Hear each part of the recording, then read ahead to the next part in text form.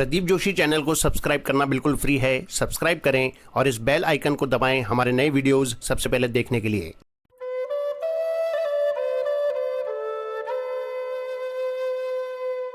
स्वामी रामसुखदास जी महाराज को शत शत नमन। आज का विषय है भगवान की आज्ञा का पता लगाने के 4 उपाय। महाराज जी के शब्दों में, यहां प्रश्न होता है कि भगवान तो प्रत्यक्ष नहीं, फिर उनकी आज्ञा का पता कैसे लगे? तो इसका उत्तर यह है कि भगवद आज्ञा का पता लगाने के लिए 4 उपाय हैं।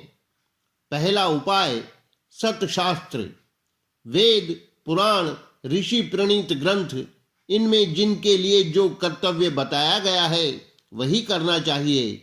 ऋषि मुनियों ने सतशास्त्र भगवान का आशय समझकर ही लिखे हैं। इसलिए भगवान भी कहते हैं, तस्मात् शास्त्रम प्रमाणम ते कार्य व्यवस्थितो ज्ञात्वा शास्त्र विधानोक्तम कर्म कर्तुमिहार्हसि। इससे तेरे लिए कर्तव्य और अकर्तव्य की व्यवस्था में शास्त्र ही प्रमाण है। यूं जानकर तू शास्त्र विधि से नियत किए हुए कर्म को ही करने योग्य है। और भगवत गीता जैसे ग्रंथ तो जो साक्षात भगवान के ही श्रीमुख से निकले हुए हैं, भगवद आज्ञा है ही। इसलिए ऐसे ग्रंथों के अनुसार अपना जीवन बना लेना ही भगवद आज्ञा का पालन करना है।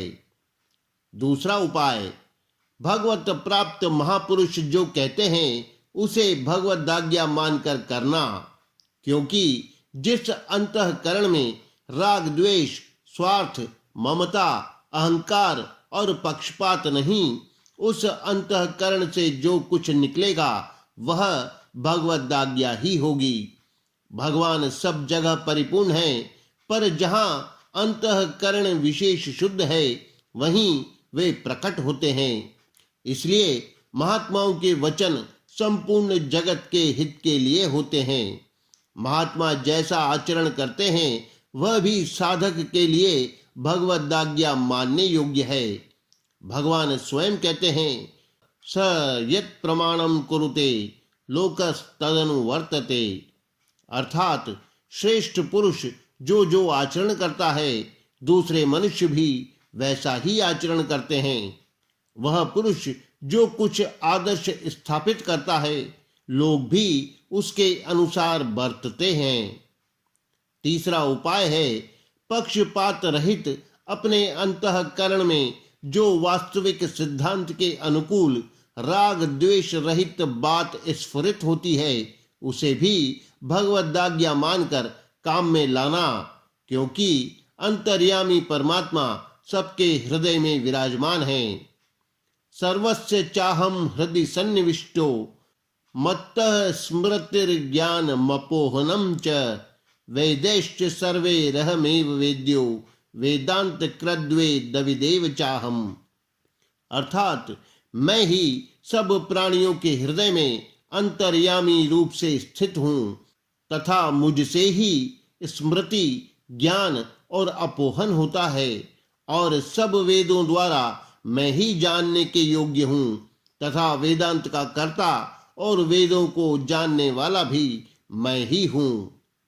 चौथा उपाय है, जिन कामों के करने से हमारा और लोगों का अभी और परिणाम में भी परम हित होता दिखता हो उन्हें भगवद आज्ञा मानकर करना।